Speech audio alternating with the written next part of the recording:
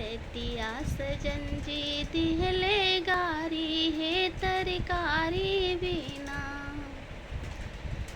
रतिया सजन जी दिहले गारी है तरकारी बिना।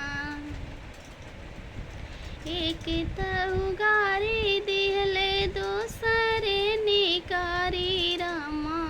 एक तहु गारी दिहले दूसरे निकारी रामा। तीसरे ससुइया तिह ललकारी है तरकारी बिना। तीसरे ससुइया तिह ललकारी है तरकारी बिना। रतिया सजन जी दिहले गारी है तरकारी बिना।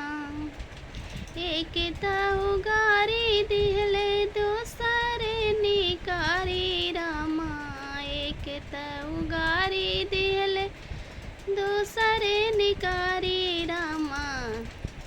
तीसरे जेठनिया चुटकी मारी है तरकारी बिना। तीसरे जेठनिया चुटकी मारी है तरकारी बिना। रतिया सजन जी दिहले गारी है तरकारी बिना। रतिया सजन जी दिहले गारी है तरकारी बिना।